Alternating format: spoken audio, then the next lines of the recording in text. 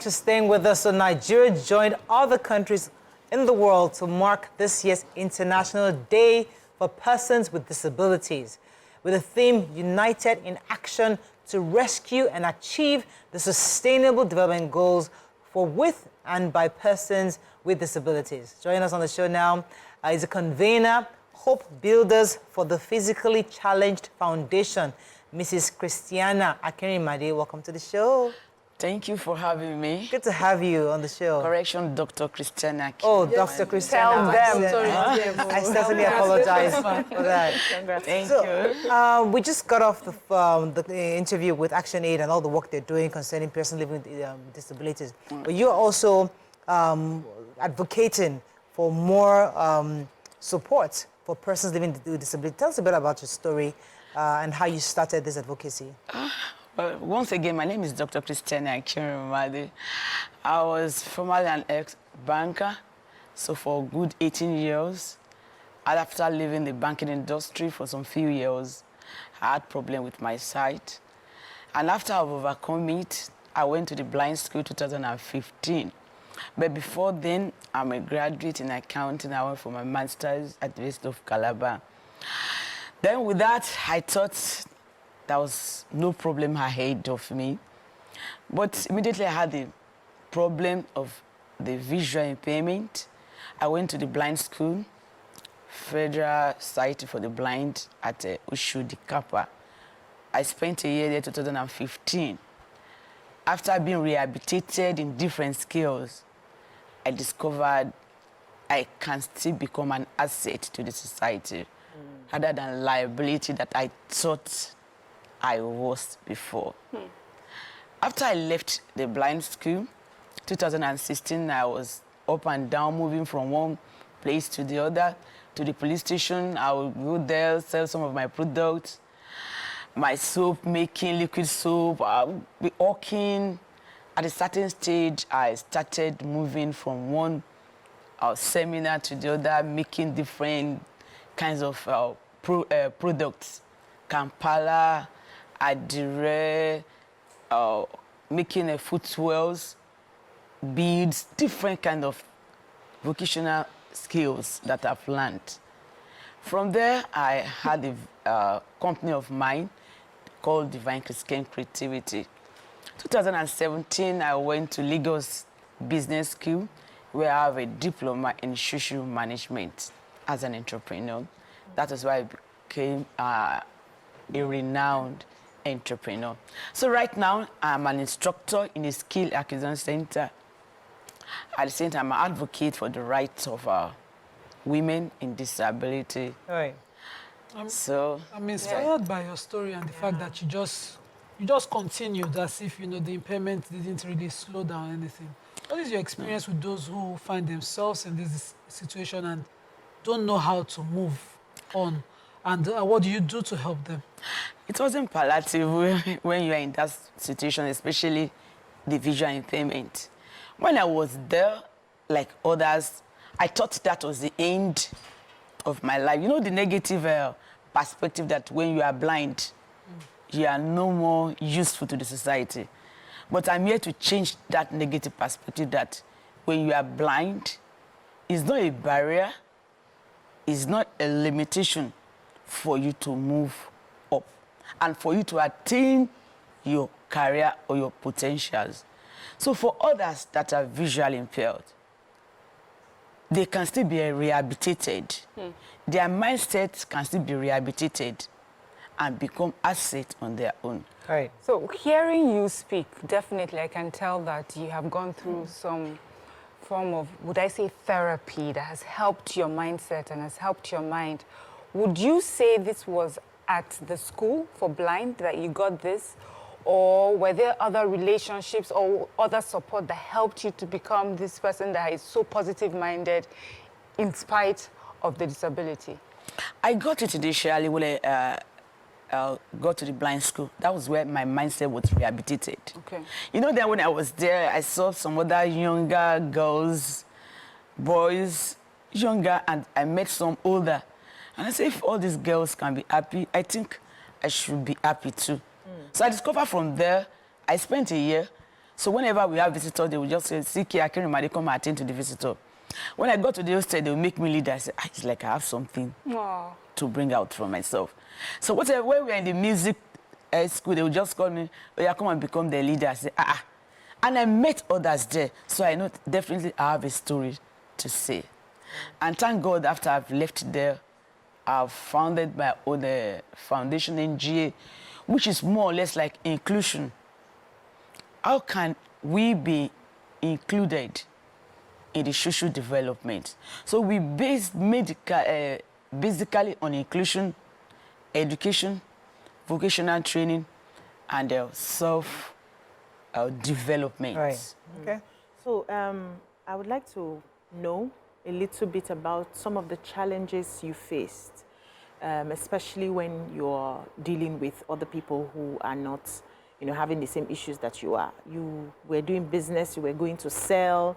What were the challenges you faced going to sell your products? What were the what are some of the challenges you faced taking public transportation? Everything that concerns the society. How are you able to go through those challenges, and where do you think the society or the government can come in to make it easy for persons living with disabilities? Thank you so much. Number one, I think I will start by this. We have 5 sense organs. Number one, the ability to see, in which I've lost. The ability to hear. The ability to taste. The ability to touch. Those 5 sense organs up to me. Once I've lost one, other 4 sense organs are working effectively. So when I go out, I use other 4 sense organs, which helps me in my moving. And it has helped all the blind people too. They always use their 4 sense organs in terms of their sensitivity, in terms of doing their potential work, in terms of their career, in terms of their education. So people might look at it as a great challenge. But once you have been rehabilitated, other 4 sense organs will be picked up than other disabled men or women. Number one, when you're being given money, we have an app that will tell you, you can easily use it. Once you have been rehabilitated and you are learning, the app will tell you, we have somebody that will help you. You can just show that money to that app that, how much am I holding? The app will tell you, you are holding 1,000. You are holding 500. So once I'm going out, I have 1,000 by the left side. I know where I put it in my bag. I have 500 naira where I put it in my bag. So once I'm giving the conductor, I'm giving you 500 naira. He will be looking at me and say, is this woman witch? Because why? I use other sense organs. And when I get to a particular bus stop and I alight, I'll let the driver know that so bus stop, I'm alighting. I'll keep on screaming, I want to drop at TVC. I keep on, I'm dropping at TVC, and once I get there, other passengers will help me out. Yeah. But then you're at your bus stop, you don't reach. So I'll come down. That is how I make my movement out. Yeah. So you've painted... Yeah, go ahead, man. Okay, so you've painted a very positive story, and I love that, you have that sort of outlook on life. But there must be challenges. Yes. What would you say those challenges are, and how have you... Well, I can say you've overcome them, but what are those challenges? I'd like to answer that question. I'd like to answer that question because there was a transition from the time when you used to see, yes, you used to work as a banker, to the point where you now approach the school where you were trained. Something happened in between that time where Nigerians need to hear that story, because some people might be going through that right now and they're thinking, if she was able to find her way to get trained and rehabilitated on how to continue to live life, I can also get through it. So as you're talking about challenges of daily lives, also the challenge between the time you found out you were blind and the time where you're able to... Okay, thank you. But it wasn't a very palatable story, but I just want to share 1 or 2 stories about that. During that period, I was at home, I cried, weeping. I thought that was the end of my life. I sold all my property. As a banker, I have about 2 buildings. I was looking for my site. I was traveling out of the country to different countries, though they're all African countries, thinking I could solve that would be solution. After leaving the church, I said the church, they are too slow. they are not fast. let me try to go to the traditional healer. That's why I started spending money until when there was nothing. Wow. But during that period, I would be weeping. When I see some of my friends, I would hide. You know, my children too are very, they are not happy about the situation. Myself, at a certain stage, I was depressed. I felt like dying. I felt like committing suicide. That how will I cope? I cannot drive any longer. It's like I cannot be used to any longer. Until I heard from the, I think I was listening to the radio, I learned about this rehabilitation school, vocational training center at Ushudi. I said, let me give it a try. But before then, I remember a story when there was nothing on me. I have to go to a food seller. I was watching their dishes. How much are they giving? 500 naira daily. Wow. I collected it with joy because there was nothing on me then. Even if you give me 200 naira at that particular 2013, I would be so happy to receive it with joy.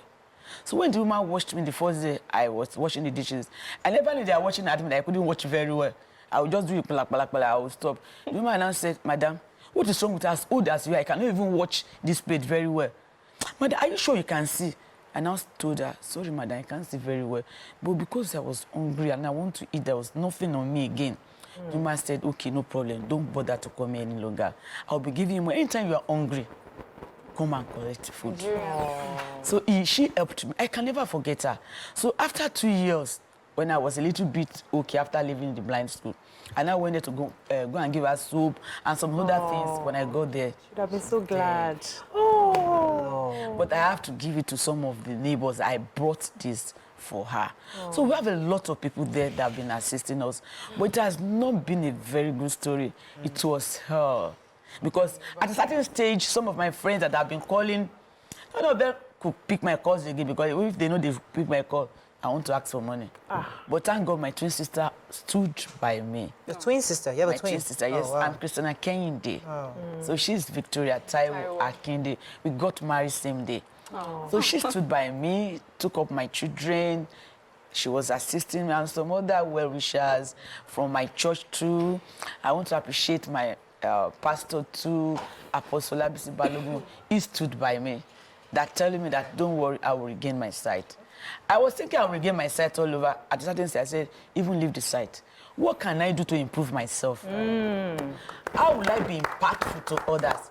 And I give glory to God. I've been more impactful to others than when I was sighted. Okay. Whoa. You mentioned, you mentioned briefly, you know, your foundation. I would like for you to expand on that, exactly what you do. Okay, my foundation, our vision is to see how we can empower people with disabilities, how we can empower them on education, vocational training, IT, and how they can be productive in their different communities and how they can be self-discipline and self-reliance.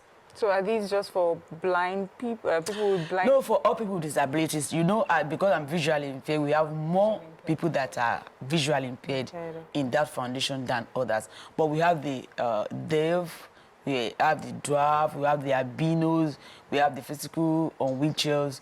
We took everybody around and I've empowered a lot of them. I've attended so many training in which I impart to them when I come. So we gather ourselves together. But our vision is how we can be more inclusive. In the society at large. In the society at large. And how we can be acceptable. And at the same time, how to advance on our economic empowerment. How can we economically be empowered? And at the same time, how we can have a vocational skill so that others can be self-dependent and financially reliant on their own side. Okay, so I was privileged to see some of your work, and I've even been privileged to use some of your items. I bought your bags, 2 of them, in fact, from you that you made at the time.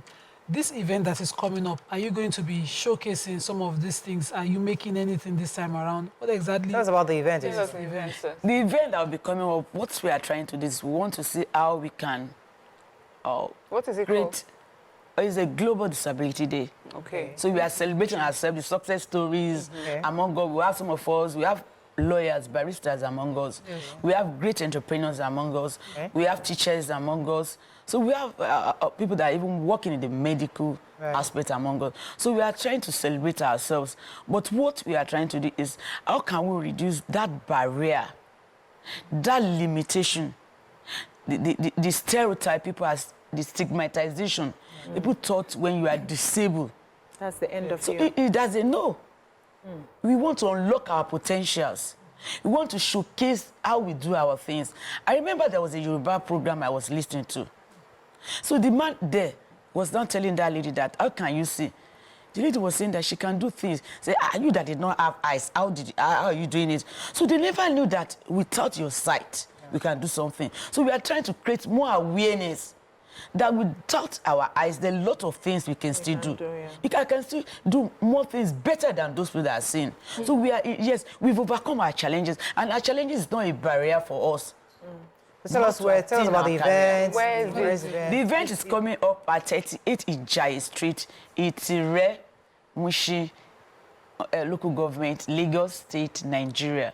Date? Once they get tomorrow, which is December 7, 2023. At 38 Ijayi Street. Okay. We have our board of trustees. They are coming there. A lot of people are coming there. The former DG to Sweden will be there. So we are having the deputy speaker, Lagos State will be there. And it's been empowered by so many people. Zenith Bank too are there. We have a villa. We have a lot of people that I think that's enough now. Because they might not pay you to come and help you. So they have the right to come and help. We have to wrap up with you. But thank you very much for coming. We wanted to support your work because you need more support from Nigerians, and that's why your viewers willing to bring you on the show to share what you're doing and see the amazing work you've done. And hopefully tomorrow people will come around to come and celebrate you and support the entire event. Good luck. Thank you very much. That's all we can take on this segment. When we come back, we want our hot topic. Stay with us. We'll be right back. Stay tuned. Your View will be right back.